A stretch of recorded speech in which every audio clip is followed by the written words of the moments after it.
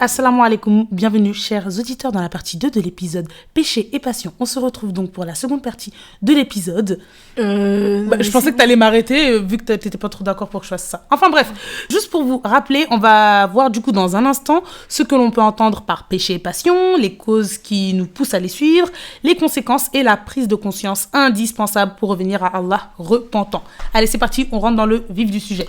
C'est ça. Alors déjà, il faut savoir qu'on a eu du mal à trouver un titre à cet épisode jusqu'au moment où on vous parle. Et on savait pas trop comment l'intituler. On voulait parler des péchés de manière générale, mais on trouvait que le nom n'était pas assez fort et représentatif quant à l'aspect que l'on voulait aborder, à savoir les passions. Maintenant, on pourrait se poser la question à savoir pourquoi asseoir sur une même table les péchés et les passions. C'est ce que l'on va tenter de voir ensemble dans un instant. Voilà. D'abord, qu'est-ce qu'un péché ? Cela est pourtant simple. C'est effectuer de manière consciente un acte, que ce soit par les membres, la parole ou la pensée, qui est interdit en islam et que Allah nous interdit.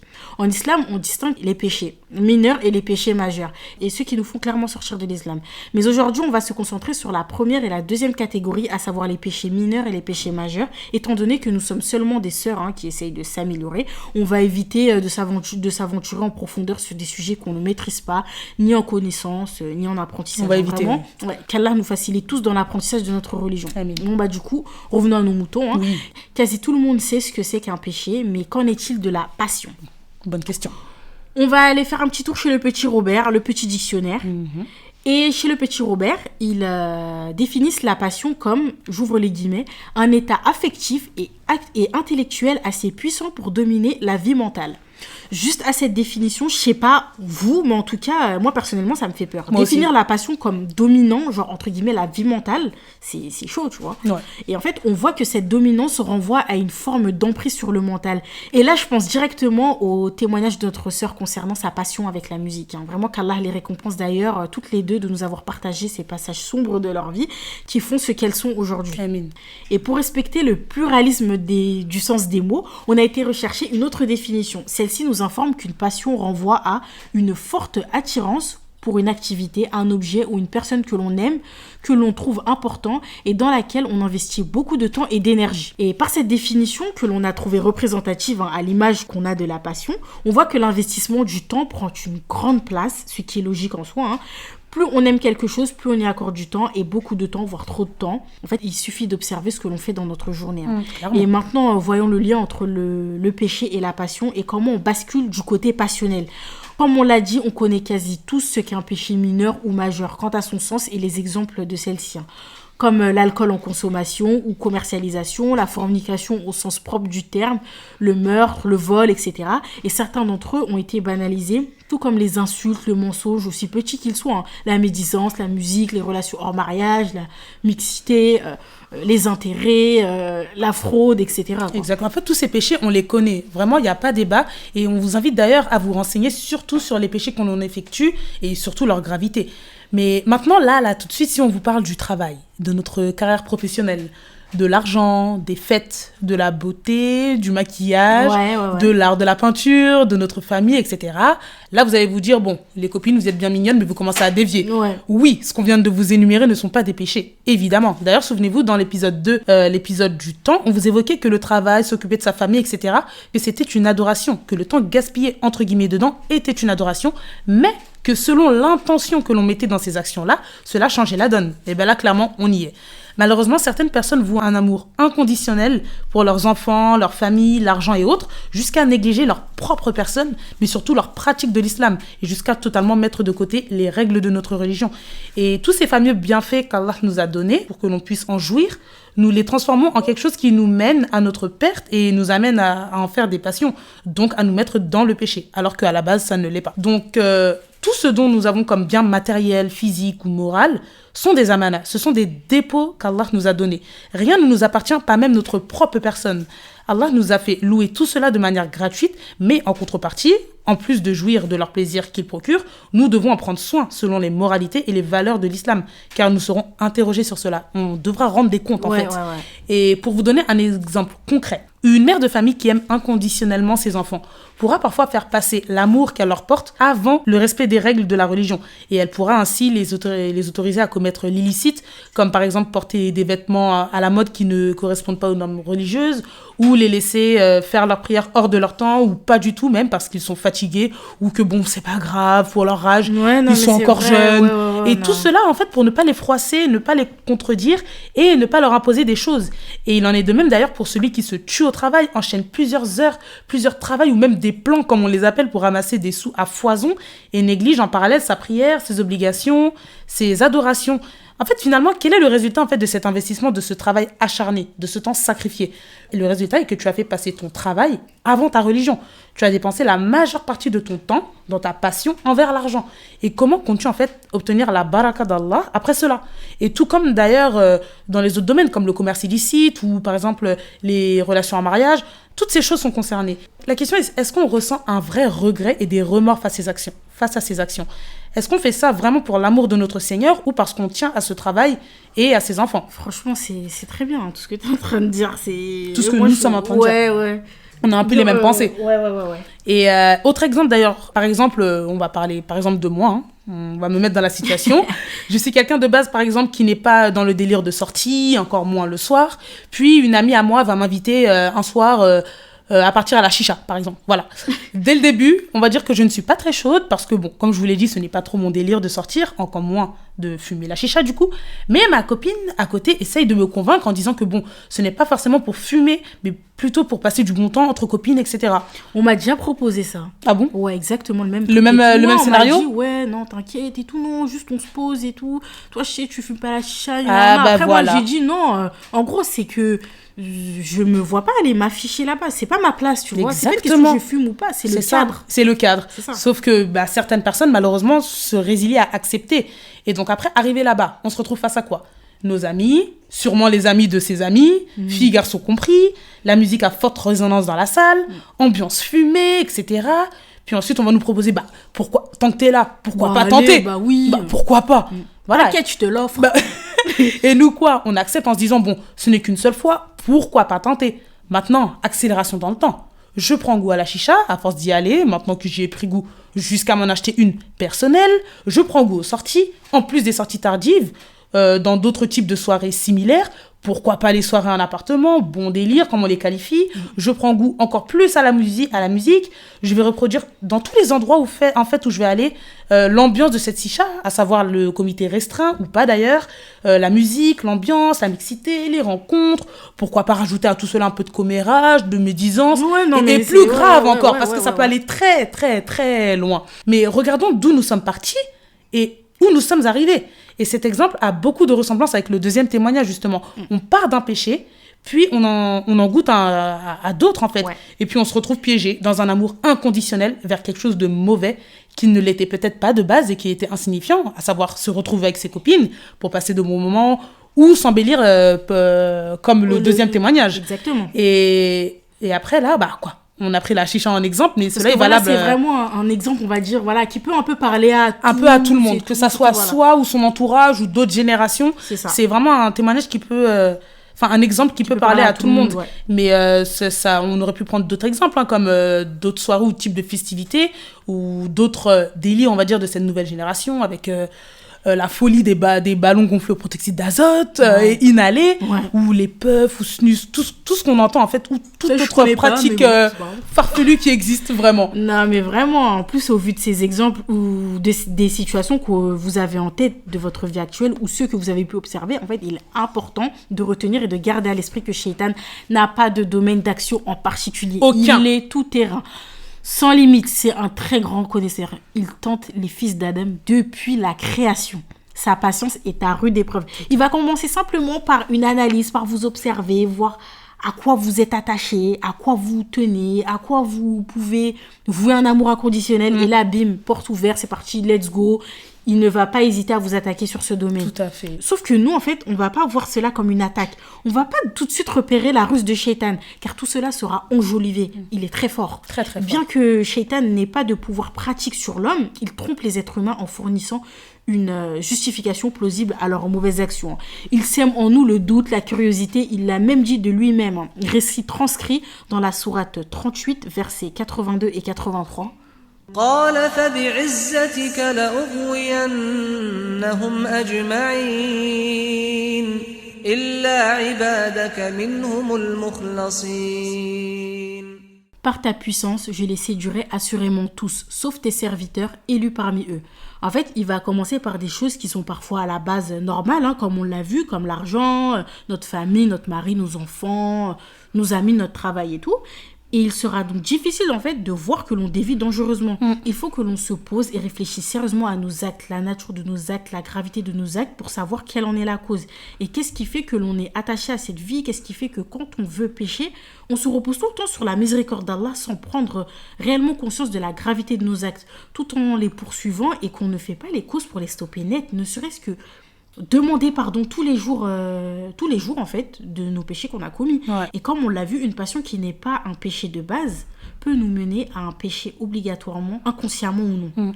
Et maintenant vous comprenez peut-être un peu mieux la difficulté de la réalisation de cet épisode et la manière dont les péchés et les passions sont étroitement liés. Tout à fait. Et comme Allah nous le dit sourate 63 Al-Munafiqun versets 9 et 10. يا أيها الذين آمنوا لا تلهكم أموالكم ولا أولادكم عن ذكر الله ومن يفعل ذلك فأولئك هم الخاسرون وأنفقوا مما رزقناكم من قبل أن يأتي أحدكم الموت فيقول رب لولا أخرتني إلى أجل قريب فأصدق وأكن من الصالحين. Ô vous qui croyez que vos richesses et vos enfants ne vous distraient pas de la mention d'Allah, ceux qui agissent ainsi sont les véritables perdants. Dépensez dans l'obéissance à Allah et de ce que nous vous avons attribué avant que la mort ne vienne à l'un de vous et qu'il ne dise « Seigneur, si tu m'accordais un court délai, je ferai l'aumône et serai parmi les pieux. » Est-ce qu'en fait, on veut vraiment attendre la mort quand il sera trop tard pour nous repentir? En fait, ce qui est sûr, c'est que ce récit est vérité. Il en est parmi nous qui demanderont à Allah le prolongement de notre vie afin de rattraper nos manquements. Ce prolongement le sera... Non, en fait, le prolongement, il ne sera pas du tout accordé. Oh non, pas du tout. Pour le coup, non. Ça sera trop tard. C'est fini. Ouais. Et le grand savant Ibn al-Qayyim, rahmatullahi alayhi, a dit « La perte de temps est pire que la mort, parce que la perte de temps te sépare d'Allah et de la demeure dans l'au-delà, tandis que la mort te sépare de ce bas monde et de ses gens. » En fait, tout est dit dans cette parole. On vous renvoie encore une fois à notre épisode sur le temps. Parce que cette chose, elle est incontrôlable. Une fois partie, ça ne revient c'est fini. Temps. Et elle est vraiment réelle, en fait, cette phrase. Ouais. La perte de temps est pire que la mort. Bah oui. Parce que la mort, en fait, on sera plus avec nos proches, avec tous les biens, le travail, les bons moments, tout ça, c'est fini. Ouais. Alors que le temps, c'est clairement ce qui va nous séparer du paradis. Clairement. Et d'Allah. Vraiment. Et donc, du coup, en fait, il faudrait savoir quelles sont les actions et les causes qui nous poussent à suivre nos passions. Là, on va vous énumérer des choses, mais encore une fois, ce n'est pas exhaustif, mais on a choisi les principales causes. Tout d'abord, le manque de science, de savoir et de connaissance d'Allah demeure la principale cause. Vraiment, il y a zéro débat en fait. Shaitan, il va passer par notre ignorance et notre manque de science pour nous amadouer et nous faire croire certaines choses. Et d'ailleurs, d'après Anas ibn Malik, rahmatullahi alayhi, le prophète sallallahu alayhi wa sallam a dit « Apprendre la science est une obligation pour chaque musulman. » Il est obligatoire pour nous d'apprendre la science. Et on l'avait vu dans l'épisode faire d'Allah sa priorité. Oui. Dans les deux, on avait parlé justement de l'importance de l'apprentissage de la science. Et du coup, en fait, ce n'est pas pour rien que notre bien-aimé Mohammed sallallahu alayhi wa sallam nous dit que c'est une obligation. En fait, la science, le savoir, c'est une lumière. Sans science, on est ignorant. Et du coup, c'est très compliqué d'avancer dans notre vie. C'est comme avancer dans l'obscurité en fait. Et il faut savoir que les bonnes actions augmentent la foi et les péchés font baisser la foi du coup. Et forcément, plus tu fais des bonnes actions, plus tu vas t'approcher d'Allah. Et le prophète sallallahu alayhi wa sallam a dit, parmi ce qu'il a raconté au sujet de son Seigneur puissant et glorieux, lorsque mon serviteur se rapproche de moi d'un empan, je me rapproche de lui d'une coudée. Lorsqu'il se rapproche de moi d'une coudée, je me rapproche de lui d'une envergure, donc 2 bras. S'il vient à moi en marchant, je viens à lui avec empressement. En fait, là, clairement, en d'autres termes, si on se rapproche d'Allah d'un pas, il le fait x10. Bon, attention, c'est pas les chiffres exacts, hein, mais en fait, tellement Allah, il veut le meilleur pour nous et qu'on s'accroche à lui, qu'il fait plus d'efforts, on va dire, que nous, pour que nous, on se rapproche de lui. D'ailleurs, il le dit dans la sourate 35, verset 28. وَمِنَ النَّاسِ وَالدَّوَابِّ وَالْأَنْعَامِ مُخْتَلِفٌ أَلْوَانُهُ كَذَلِكَ إِنَّمَا يَخْشَى اللَّهَ مِنْ عِبَادِهِ الْعُلَمَاءُ إِنَّ اللَّهَ عَزِيزٌ غَفُورٌ. Parmi ses serviteurs, seuls les savants craignent Allah. Allah est certes puissant et pardonneur. En fait, c'est encore dit. Ouais. C'est encore dit, il est pardonneur. Et seuls les savants le craignent. Plus tu apprends, plus en fait tu le crains et lui est pardonneur dans tous les cas. C'est ça, comme tu as dit. Plus tu apprends, plus tu apprendras à connaître Allah et plus tu craindras Allah. Exactement. Et ça rejoint l'épisode 3 où on vous parlait de l'importance du savoir, de connaître Allah en fait. Ceux qui font du savoir un objectif à atteindre sont vraiment chanceux. Car comme l'a dit notre prophète alayhi salatu wassalam, la recherche du savoir facilite la voie vers le paradis. Il dit: quiconque s'engage dans la voie de la recherche du savoir, Allah l'engage facilement dans la voie du paradis. Wow. Et c'est rapporté dans le Sahih de Bukhari. Et on comprend clairement que plus on s'instruit, plus Allah nous facilite un chemin vers le paradis. Du coup, on s'écarte naturellement par la permission d'Allah de tout ce qui nous nuit ici-bas, à savoir les péchés, les passions, etc. Et on l'a vu à travers les témoignages que les sœurs ont davantage lâché leurs passions en se rapprochant d'Allah. En fait, c'est évident. C'est évident, Et clairement. comment arrêter nos péchés pour Allah si on ne le connaît même pas, qu'on ne connaît pas ses fonctions, sa grandeur, sa majesté? On parle quand même de celui qui nous donne la vie, la mort et qui ressuscite en fait. C'est pas rien. Et ouais, c'est ça en fait. Et donc comment arrêter ces péchés si on ne sait même pas pourquoi les arrêter et pour qui on les arrête? Comment se rendre compte de leur effet destructeur pour nous ici-bas et dans l'au-delà en fait? Bonne du question. coup, c'est très important de savoir. Comme tu vois l'expression, le savoir est une arme. Oui, Non, mais vrai, c'est réel. C'est une arme. Plus tu sais, en fait, plus t'es armé pour te défendre, etc. C'est ça. C'est évident. Encore une fois, le mot d'ordre, c'est apprenons Apprendre. à connaître Allah, Ouais. apprenons notre religion. Et voilà. Et d'ailleurs, on a une autre cause. La première cause, du coup, c'était qui nous pousse à commettre des péchés, à suivre nos passions. C'était le manque de science. Le manque de science. On a aussi une autre cause qui est la musique. Comme on l'a vu dans le témoignage juste avant, c'en est la preuve vivante. Cette musique de nos jours qui fait partie intégrante de nos vies, par les réseaux sociaux, les magasins, notre entourage, enfin bref, partout. Et cette même musique qui appelle au vol, au meurtre, à la fornication, aux relations hors mariage, à l'exhibition, au blâmable. Ouais, en au fait. blâmable, quoi. Elle appelle à tout, sauf à ce à quoi Allah et son prophète nous appellent, en fait. Et les paroles sont de plus en plus monstrueuses. Plus on avance dans le temps et plus les paroles se dégradent. Ça nous met dans une bulle, ça nous donne envie de faire des folies. Non, mais sérieusement, des fois, on l'a vu dans le témoignage. Tu vois certaines personnes, quand ils écoutent de la musique ou quand ils sont à des concerts, tu te rends compte à quel point leur état est inquiétant. Exactement. Certaines personnes ont un vocabulaire indécent, vulgaire, médiocre et tout ce que tu veux. Et si tu creuses un peu, tu te rends compte qu'ils ont été influencés par ce qu'ils écoutent. Ouais. Et ça, en fait, c'est un fait. Et pourtant, la vulgarité nous est interdite dans la religion et ne faisant pour certains même pas partie de leur vie. Ouais. Il existe donc un paradoxe entre l'islam et la musique et on voit jusqu'où la musique peut mener une personne. Non, mais revenons au témoignage précédent. C'est Vous vraiment... avez vu jusqu'où ça a mené? Ouais. Clairement, la personne était fanatique, vraiment un fanatisme des nouvelles valeurs morales, les valeurs de l'islam, ça y est, c'est aux oubliettes, la pudeur, au revoir, la patience, les bonnes paroles, les bons conseils, et tout ça, au revoir, vraiment. Tout ça, au revoir. Et la preuve de ce témoignage, franchement, c'est fort, quoi. C'est vraiment, en fait, quand on a reçu ce témoignage, on a vraiment été... On sait qu'il y a des Scotché. personnes qui sont vraiment... vraiment accros à la musique, etc. Mais vraiment de le lire, de l'entendre, de se rendre compte, en fait, jusqu'à où ça te mène. Tu t'endors avec. Tu vis la personne, tu vis tu bois la musique, tu dors la musique. Ça a des C'est effets vraiment très très néfaste, vraiment. Ouais. Et aussi, en autre cause, on a aussi se rendre dans les lieux qui sont non fréquentables et les mauvaises fréquentations. On va pas s'attarder là-dessus, on a déjà un épisode complet au sujet des fréquentations, mais je suis désolée, quand on se rend dans des boîtes de nuit, des concerts, des restaurants chicha, supplément halal, hein, attention, parce qu'en plus, tu sens le paradoxe du lieu. Hein. Enfin bref. Mais en fréquentant ce genre d'endroit, tu vas forcément rencontrer là-bas des personnes et lier des amitiés avec ces gens-là. On en revient du coup à l'exemple justement sur la sortie en chicha. Et on va pas se mentir en fait. Demain, tu présentes ton ami à ta mère, tu dis que tu l'as rencontré dans une soirée en appart. Ça fait pas chicha, sérieux. ouais. Ça fait pas sérieux. Et qu'en est-il d'Allah en fait? Si tu as honte de montrer cette personne à ta mère en te disant bon, le lieu où on s'est rencontrés, c'est pas trop ça, qu'en est-il d'Allah? Et de manière générale, en fait, c'est là que commencent les mauvaises fréquentations qui te tirent vers les mauvaises actions, le suivi des passions, etc.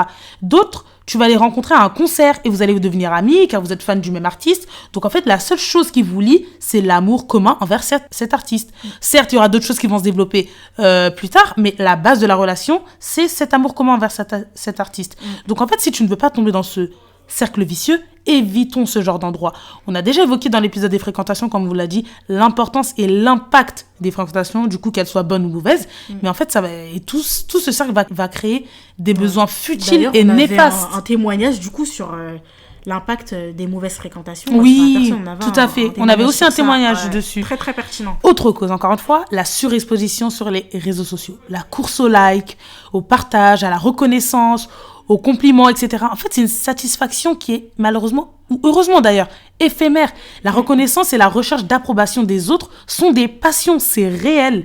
Et pour le coup, on va vraiment faire rapide sur ce sujet, car on verra ça un peu plus tard, Inch'Allah. On a le temps de développer ce sujet. C'est clair.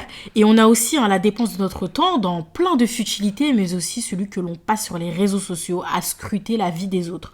Bon, petit contrôle surprise, rendez-vous dans vos réglages, checkez votre temps d'écran. C'est vrai qu'on l'avait dit dans l'épisode du temps. Mais pour certains, vraiment, vous allez être sur 3 heures, 7 heures, 12 heures. Une fois, j'ai quelqu'un que je connais qui m'a dit, une fois, elle a passé une journée comme ça, je sais plus combien d'heures sur TikTok en train de défiler des vidéos et tout. Parce que TikTok, tu sais, tu défiles. Tu glisses. Mais j'ai pas TikTok, mais voilà, il y a un peu TikTok dans tous les réseaux sociaux. Oui, bah, même Instagram. Hein, Voilà. Et du coup, cette chose que l'on contrôle même pas, du coup, le temps, pendant ce ramadan, j'hallucinais de la manière dont le temps passait vite. Là, il y a une allure vraiment incroyable. On est tous d'accord pour dire que le ramadan est passé hyper vite. Hyper vite. Et je me retrouve à vouloir faire plein de choses en très peu de temps. Et qu'est-ce que je pouvais y faire? Rien en fait. Rien. Et on peut pas contrôler le temps. En fait, c'est quelque chose qui nous dépasse et qui nous échappe. Le temps n'a pas pour devoir de nous prévenir. Et les jours ne sont pas là pour nous avertir en fait. À chaque souffle, notre vie diminue. Et Shaitan, en fait, il est là pour embellir la chose au point où pour toi qu'il n'y a rien de mal à ce que tu fais. Comme on l'a dit, Shaitan, il est présent dans tous les domaines. C'est vraiment abusé. Ouais. Vraiment. Et dans la prochaine cause qu'on va évoquer là tout de suite, il est très présent du coup dans ce domaine, qui sont les fêtes excessives. Excessives. Hein. Ouais. Chaque week-end. Ça engendre en fait beaucoup de dépenses. Notre esprit, il pense qu'au préparatif de l'événement. Tu consacres moins de temps à tes actes d'adoration et cela cause de la perte de temps. Il faut savoir qu'en fait, on le sait, si tu as un événement chaque week-end, forcément, il va falloir que tu trouves une tenue, des accessoires, enfin bref, ça demande de l'organisation, quoi. Mais surtout nous les filles. Clairement. Voilà. Et une fois la fête passée, c'est pas fini. Tu te remémores encore ces moments, tu regardes les photos, parce qu'évidemment, tu as apprécié, et encore une fois, tu perds de temps sur de la futilité. Le temps, il est compté, en fait. Donc, imaginons si chaque week-end, c'est comme ça. Et le shaitan, il va tout faire pour essayer de nous faire oublier Allah, alors que nous-mêmes, dans notre tête, on se dit que on fait rien de mal, que voilà, tu compares juste à un événement et puis c'est tout. Mais le truc que ces choses doivent être gérées de manière rationnelle. Sinon, en fait, il y aura des répercussions sur la foi. Et par exemple, qu'on se dise la vérité. Si vraiment vous n'êtes pas dans cette catégorie de personnes, vraiment, qu'Allah vous garde dans cette voie-là. Amin. Mais quand on est dans une fête, musique, ambiance, famille, bon délire, que l'heure de la prière arrive, on a notre dernier maquillage, notre dernière détenue, qui sont parfois centrées et pas pudiques. Et qui d'entre nous va aller en fait retirer ses artifices pour se purifier et aller prier?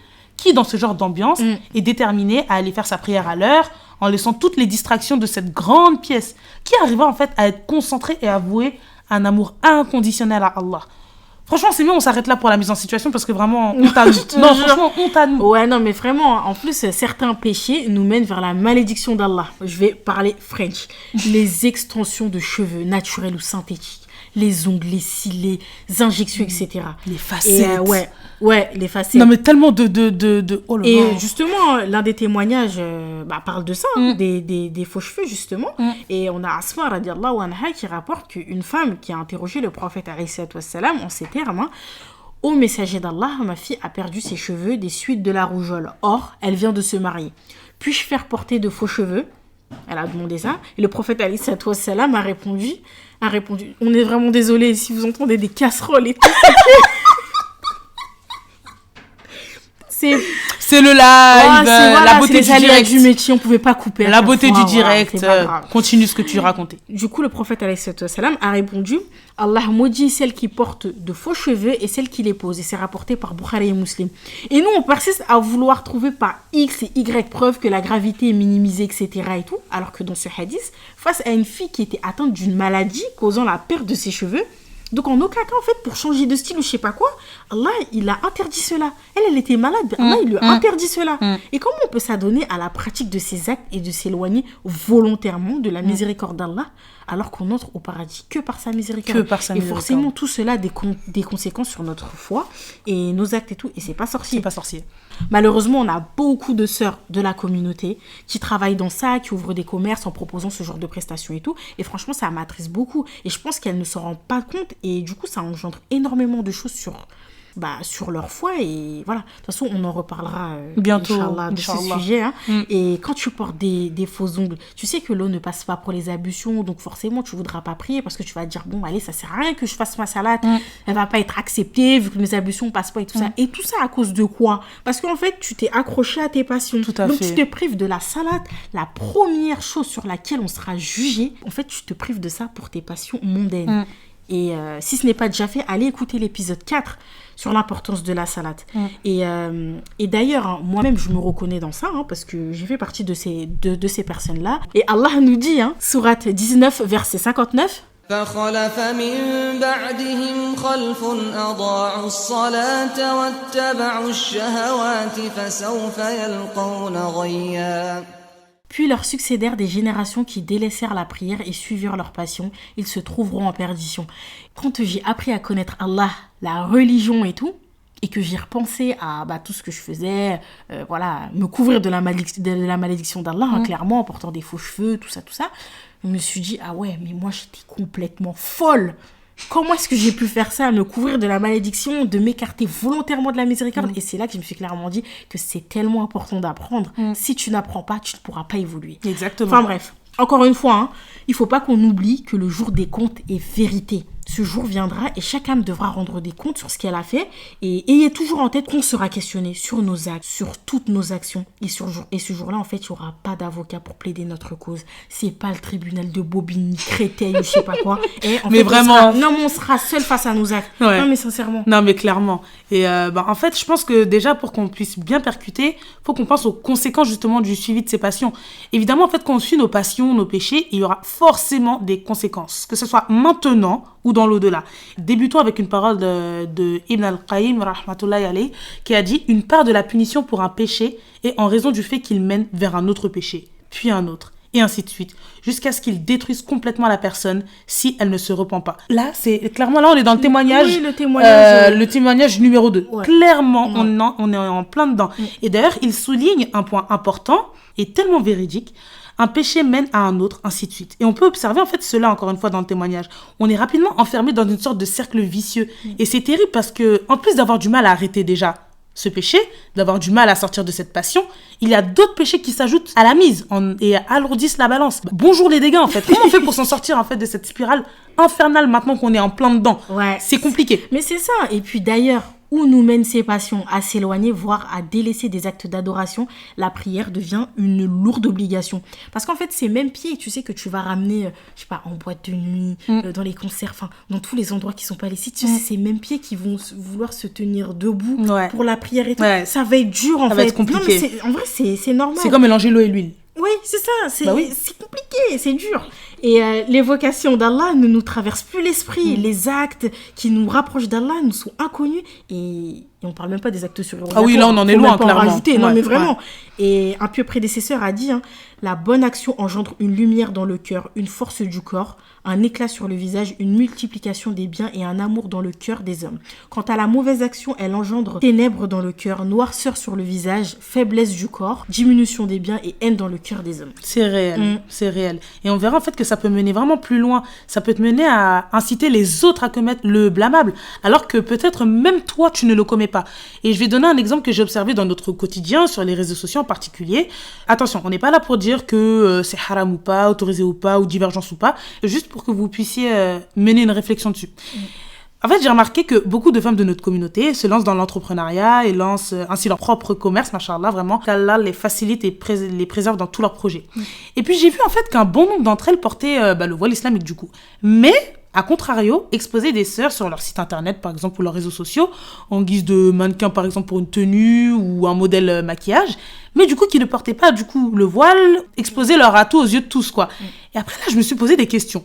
Attention, je n'accable personne, on reste toujours vraiment dans la réflexion. Pourquoi, ou du moins, qu'est-ce qui a poussé ces sœurs à exposer sur leurs réseaux sociaux, donc un lieu qui n'est pas du tout restreint et très facile d'accès, des sœurs de notre communauté, ou non d'ailleurs, sans cacher leur atout ou qui ne cachent pas leur atout.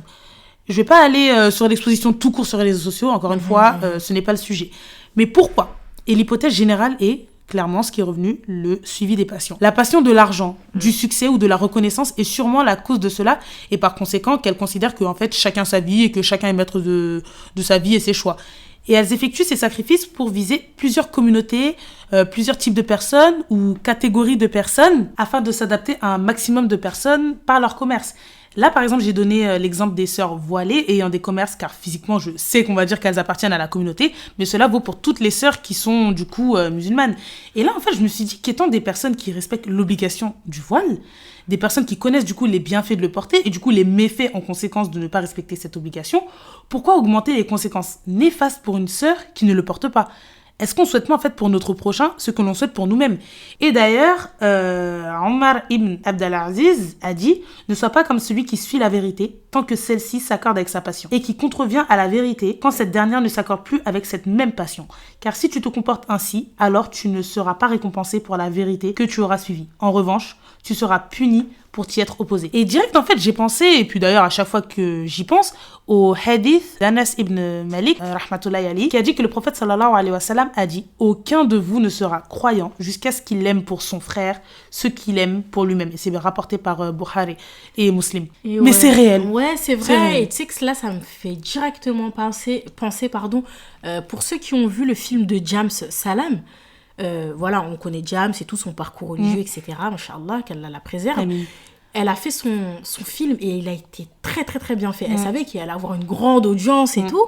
Quand elle a fait son film, elle a indirectement caché à la aura de toutes les femmes et même les hommes, de tout le monde et tout. Elle a juste laissé paraître leur visage. C'est très subtil. Et en plus, c'était vraiment subtil parce que c'était juste avec des jeux de lumière. Voilà, elle leur a pas dit oui, bon, vous allez porter le voile pour faire l'interview. Ouais. Non, pas du tout.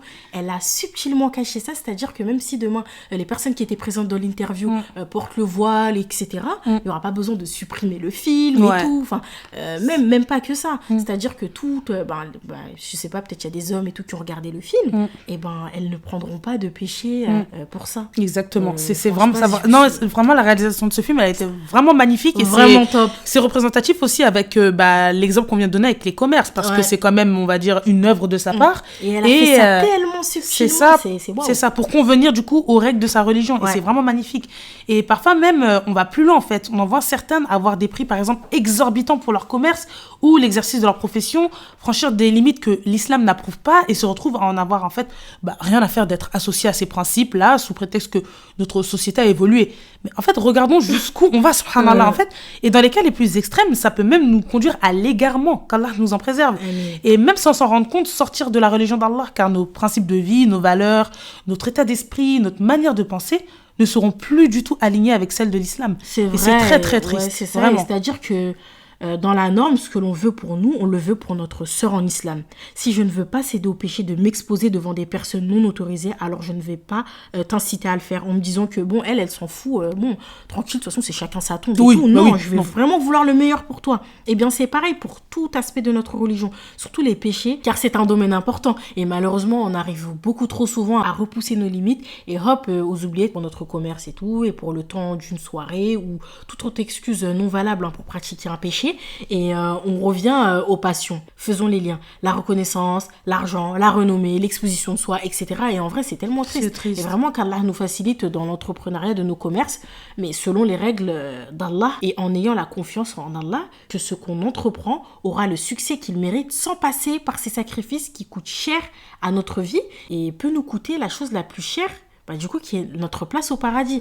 Et le Coran rappelle que les passions peuvent être trompeuses et nous égarer de la voie de la vérité.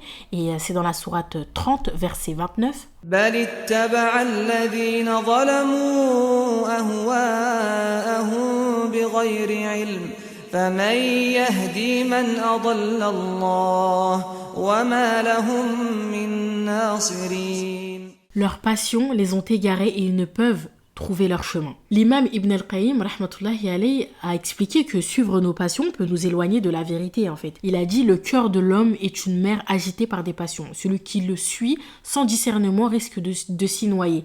Qu'Allah nous compte parmi les bien guidés. Amin. Amin, amin. Regardez, lorsque l'on veut sortir de ce pétrin en fait, ce cercle vicieux de nos passions, on a l'impression qu'on ne sait même plus comment pratiquer, où se tourner, comment parler à Allah. En fait, c'est clairement la débandade, vraiment. Ouais. Et on s'est tellement éloigné de la religion à cause de ces passions que revenir à Allah nous paraît impossible et cause perdue. Et subhanallah, on en vient même à minimiser la grandeur et la miséricorde d'Allah si on revient vers lui plein de bonne foi et de bonne volonté et avec sincérité. Ouais. Et ça apporte un mauvais comportement en nous, un mal-être intérieur, au point où même quand on voit un rappel qui nous concerne ou qui ne concerne pas, hop, on place à l'arrogance, au déni, à l'esprit de ouais, bon, il y a des manières de faire des rappels, l'habit ne fait pas le moine, ou bien le fameux ouais, t'es qui pour me juger, etc. Il n'y a que Dieu pour me juger, et d'autres états d'esprit similaires en fait.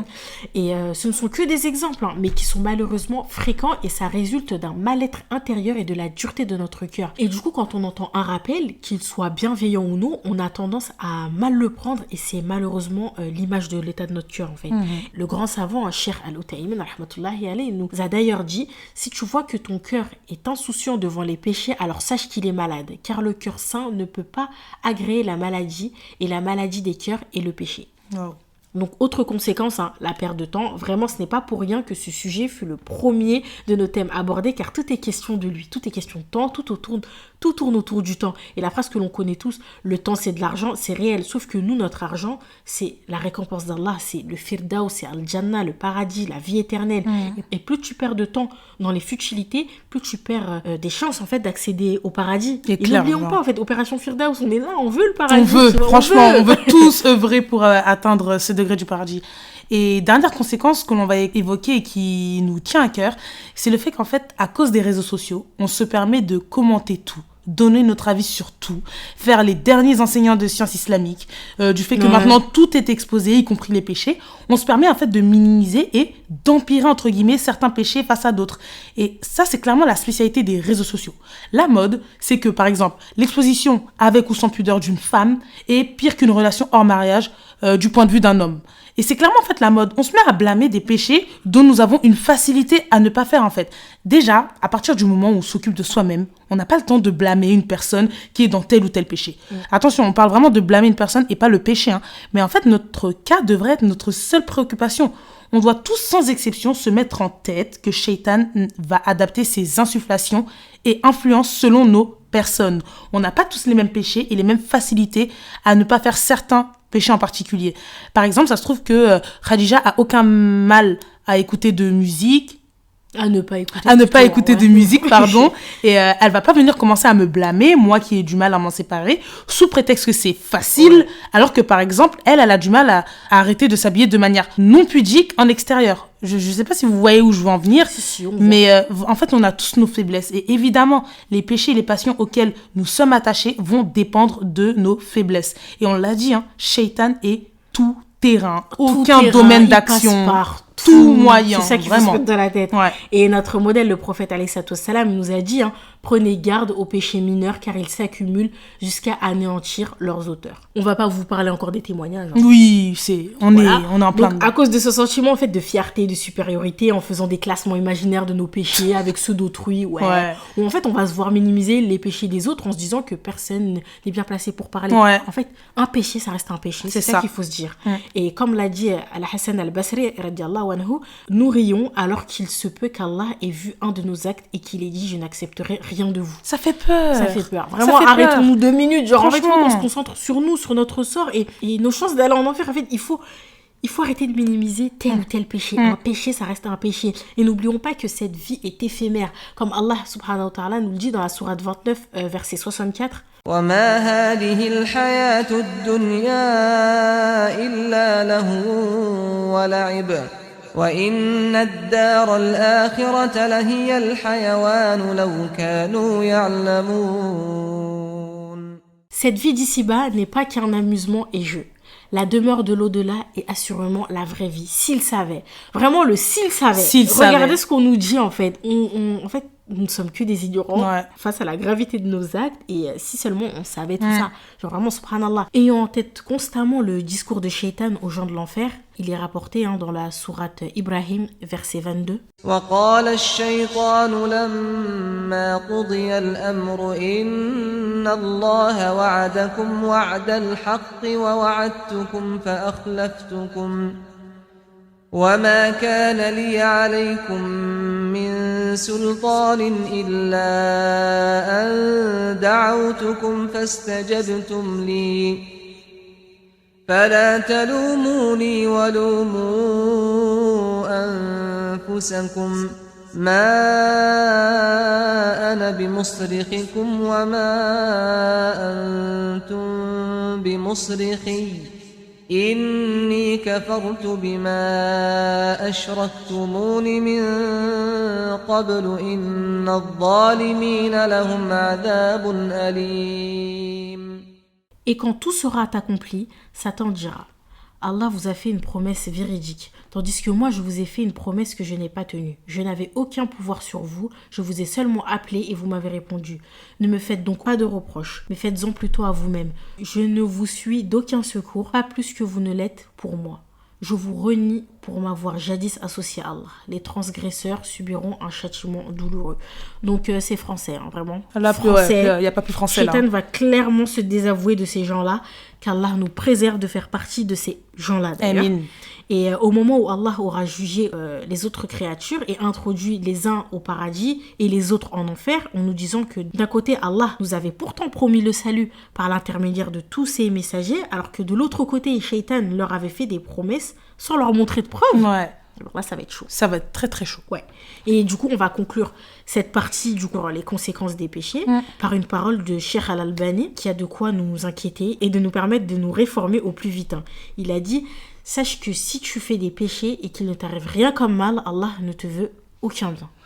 On va s'arrêter là. On va s'arrêter là. Partie 4 et dernière partie. Partie 4 et dernière partie. Se rendre compte que l'on suit des péchés et se remettre en question et revenir du coup à Allah repentant. Ouais. D'après Anas ibn Malik, radiallahu anhu, le prophète sallallahu alayhi wa sallam a dit: tous les fils d'Adam sont pécheurs et les meilleurs d'entre eux sont ceux qui se repentent. C'est rapporté par Ibn Majah et authentifié par Cheikh Albani. En fait, la remise en question, c'est l'élément clé afin de pouvoir changer. Il est important de faire le point sur l'état de sa foi de manière fréquente, pas tous les jours, mais au moins une fois par mois minimum. Se poser et s'analyser, car la foi est très variable et n'est pas rectiligne. Des fois ça monte, des fois ça baisse ou ça stagne. Sinon, en fait, ce serait impossible d'évoluer.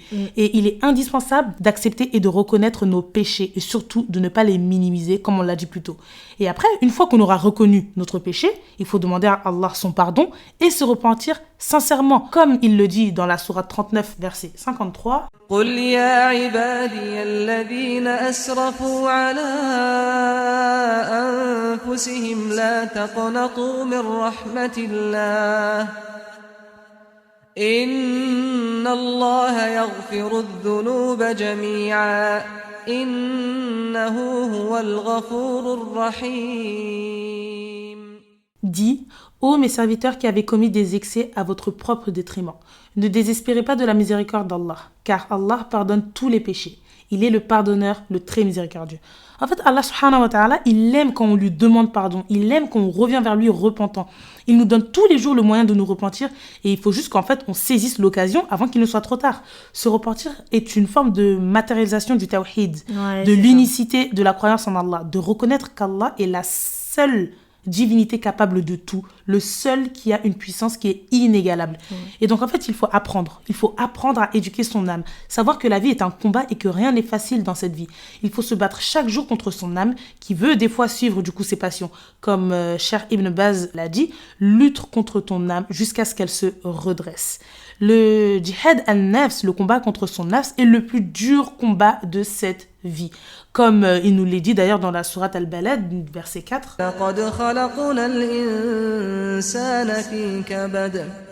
Nous avons certes créé l'homme pour une vie de lutte. Et le prophète sallallahu alayhi wa sallam nous a dit, on n'arrive au paradis qu'après avoir affronté toutes sortes de difficultés. Et on n'arrive en enfer qu'après avoir assouvi toutes sortes de passions. C'est rapporté par Bukhari. En fait, on a été créé pour adorer Allah, mais aussi pour lutter et être éprouvé. Et en fait, par cette parole du prophète sallallahu alayhi wa sallam, en fait, ça servirait à quoi qu'on ait été créé, mis sur cette terre, qu'on aurait fait tout ce qui nous semble de bon ou de mauvais, sans règles, etc., et d'accéder au paradis comme ça, gratuitement, facilement. En fait, ça n'a pas de sens. Ça sert à quoi de nous mettre dans cette vie si on n'est pas éprouvé, si vraiment... C'est comme quand tu veux te faire... Oui, le permis de conduire. Le permis de conduire, on a passé des heures et tout, tac, tac, tac. On était grave à fond derrière le moniteur. Oui, calme-moi des heures, ceci, cela et tout. On s'est battu. On a souffert, franchement, à notre-école. Moi, personnellement, j'ai souffert à notre école. J'ai donné de l'argent à notre école. Du temps. C'est dur. Vraiment, jusqu'aux larmes. Ah oui, je l'assume, jusqu'aux larmes. Ouais, franchement. Alhamdoulilah. On a le permis. Mais encore une fois, on a lutté pour ça. Ce serait trop facile. C'est trop facile, en fait, d'obtenir comme ça le paradis sans s'être éprouvé, sans avoir des tentations auxquelles nous, on sera éprouvés pour savoir est-ce qu'on va résister, est-ce qu'on va céder et être introduit au paradis comme ça. C'est beaucoup trop facile. Et en fait, ce qui est drôle, c'est que dans tout ça, l'accès au paradis, il est totalement gratuit. Faire les actes d'adoration, c'est gratuit. Il n'y a pas besoin d'être riche financièrement pour être musulman. Prier, c'est gratuit. Faire le ramadan, c'est gratuit. Invoquer, c'est gratuit. Invoquer pour nous-mêmes, c'est gratuit. On n'invoque pas pour Allah, on invoque pour nous-mêmes. Par contre, faire les mauvaises choses qu'Allah nous interdit sont la plupart payantes. Tous les jours, on se plaint de l'inflation, etc. Mais certaines personnes vont quand même aller payer pour aller faire des péchés. Alors que adorer Allah subhanahu wa ta'ala, encore une fois, c'est totalement gratuit. Faisons les bons choix. Sinon, vraiment, le jour des comptes, aussi appelé, comme tu l'as dit, le jour des regrets, sera terrible. On imagine que personne ne veut mourir en faisant un péché. Alors vraiment, agissons chaque seconde comme si on allait mourir à la prochaine. Si tu ne veux pas mourir sur un péché, alors ne le commets pas. C'est aussi simple que ça. C'est clair. Mais c'est vrai que dans l'action, ça ne l'est pas. Mais il faut s'armer de patience et de courage. C'est ça. Du coup, on va se faire un petit exercice, comme à l'épisode 3. On s'est dit qu'on va refaire un exercice comme ça, parce qu'en fait, ça vous avait beaucoup aidé apparemment. Et ça nous permet d'évoluer et de cerner nos problèmes. Du coup, j'explique. On prend une feuille, un stylo, pas obligé de prendre une feuille, un stylo. On va procéder à une auto-analyse sur sa propre personne, en étant bien évidemment honnête. J'insiste encore une fois sur le honnête, parce que des fois on aime bien se voiler la face sur certains péchés. On se dit non, en fait, non, j'ai pas envie de dire ça et tout. Non, on est honnête. Alors, je vais te tutoyer. Essaye de cerner tes péchés, tes passions, ce que tu sais qu'en fait tu peux pas arrêter, ce que tu sais que c'est une cause de tes baisses de foi récurrentes et tu sais que c'est à cause de ces péchés-là que tu délaisses par moments certains actes d'adoration. Une fois que tu as ciblé le problème, il se peut que ce soit très très difficile pour toi d'arrêter ce péché, mais vraiment il va falloir que tu fasses beaucoup d'invocations et que tu t'armes de patience, de courage et que tu te repentes sincèrement à Allah. Et n'oublie pas que le prophète alayhi salam a dit, celui qui délaisse quelque chose pour Allah, Allah le remplace par quelque chose de meilleur. Et c'est rapporté par l'imam Ahmed. À chaque fois, rappelle-toi que tu fais les choses pour Allah et que tu seras triplement gagnant. La marchandise d'Allah, c'est la meilleure. On peut pas la compter. C'est pas possible. Et on va vous donner un petit tips pour votre lutte contre vos péchés, vos passions. En fait, après vous êtes analysé, comme on vous l'a dit, et du coup, après avoir repéré le maximum de péchés auxquels vous êtes attaché, prenez ceux auxquels vous n'êtes pas vraiment attaché, ceux où ce n'est pas encore entré dans votre quotidien comparé aux autres. En fait, il faut les stopper avant que ce soit trop tard. Et un exemple tout bête, si vous venez de commencer à mettre des faux ongles comme ça juste pour tester, pour kiffer et tout, pour être dans un nouveau délire, stoppez avant que ce soit trop tard. Vraiment. Parce que une fois que votre cœur est attaché à cela, vous allez penser que ça va devenir indispensable pour vous. Du coup, essayez de stopper ça rapidement possible. Faut pas venir se rajouter d'autres péchés et tout. Ça ne sert Ça strictement à rien. Ouais. Il faut qu'on commence par cela. Ça nous donnera la force pour attaquer, on va dire, les péchés les plus virulents, les Tout à plus fait. gros. Voyez-vous? Et quand vous allez arrêter ça, ça va vous donner envie de faire mieux. Et avant de commettre un péché, rappelle-toi de cette parole de l'imam Ibn al-Qayyim, rahmatullahi alayhi, qui disait « Ces plaisirs qui furent les délices de leur jeunesse devinrent les tourments de leur vieillesse. » N'attendons pas à notre vieillesse, encore moins la mort, pour regretter nos actes. Vraiment. Et là, je pense à une personne, la dernière fois, qui m'a dit « Ouais... » Enfin, je crois qu'elle avait 50 ans, enfin, quelque chose comme ça. Et elle m'a dit « Ouais, t'as vu, j'ai commencé à fumer... pendant ma jeunesse, si j'avais su, là, regarde, je fume encore et tout, et je regrette. » Et c'est exactement la ça. Phrase, tu vois. Ouais. Elle regrette et elle n'arrive pas à s'en détacher, et c'est dur, parce que ça devient une addiction, etc. Exactement. Vraiment, évitons de regretter ça pendant notre vieillesse, si on attend déjà La cette vieillesse. exact, Vraiment. Exact. En tout cas, là, je pense qu'on peut conclure. On a Ça assez y est, on a assez parlé. On parlé. a dépassé l'épisode Ramadan. Ouais, franchement, je pensais qu'il allait être Oh imbattable. là là, c'est bon, on conclut vite. En tout cas, pour terminer, on retiendra de cet épisode que Allah et son prophète sallallahu alayhi wa sallam nous mettent en garde à plusieurs reprises contre le suivi des passions, car cela nous éloigne du sentier d'Allah. Vraiment. On retient que notre temps est précieux, qu'on doit l'utiliser à bon escient. L'islam est une religion d'équilibre. Il y a un temps pour tout. On se répète là. Là, vous avez dû l'entendre beaucoup de fois cette phrase. Mais en fait, il faut vraiment que cela rentre dans nos esprits. Ne nous mettons pas dans la situation de regret au moment de notre mort, de vouloir retourner sur Terre pour réutiliser notre temps comme il faut. C'est maintenant ou jamais, en fait. Il est donc impératif de s'instruire, car sans le savoir, nous sommes perdus dans l'obscurité. Et il faut être attentif quant à l'état de sa foi. Comme on l'a dit dans l'épisode, la foi augmente avec les bonnes actions et elle diminue avec les mauvaises actions. Et il est important de savoir cibler les causes qui sont propres à chacun et qui nous mènent au suivi de nos passions. Et savoir aussi que cela a des fortes répercussions sur notre investissement de notre pratique religieuse. Il est indispensable aussi, surtout, de revenir à Allah repentant. Allah subhanahu wa ta'ala a 99 noms. Juste à notre connaissance. Ouais. Et il a choisi de commencer son livre en disant la basmala. Il n'a pas commencé son livre en disant le puissant, le dur en châtiment. C'est lui qui est le pardonneur, le tout miséricordieux, très miséricordieux. Il ne faut jamais désespérer. Ouais, et d'ailleurs... non, mais c'est clairement ça. Son livre commence par Bismillahirrahmanirrahim. Ouais. Le tout miséricordieux, le très miséricordieux. Vraiment méditez bien sur ça. Comme tu l'as dit, il n'a pas commencé par le puissant, le dur en châtiment. Ouais. Du coup, en fait, il faut qu'on revienne à lui repentant tout le temps.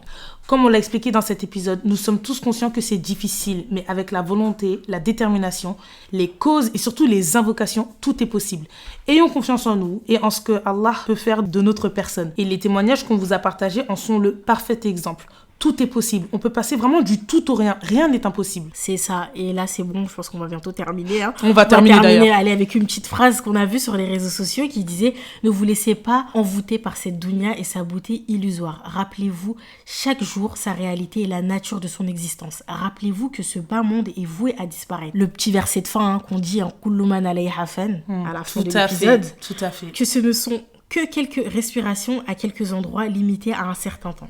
Donc voilà. Et du coup, on implore Allah subhanahu wa ta'ala par ses noms les plus beaux et attributs les plus parfaits de nous guider vers le droit chemin, de raffermir notre foi, Amin. de nous faciliter dans l'arrêt de nos péchés et de délaisser les passions mondaines. Amin. Qu'Allah nous fasse miséricorde ainsi qu'à nos défunts et qu'il nous fasse mourir sur le tawhid. Amin. On implore également Allah qu'il nous pardonne nos péchés ainsi que nos manquements et qu'il nous compte parmi les habitants du Firdaus. Qu'Allah fasse de nous des personnes pieuses, vertueuses qui influent dans le bien. Amin. Qu'Allah subhanahu wa ta'ala étende ses prières et ses salutations sur notre bien-aimé prophète Muhammad alayhi salatu wassalam, sur sa famille ainsi que ses compagnons. Radiallahu anhu. Amin. Assalamu alaikum wa rahmatullahi wa barakatuh.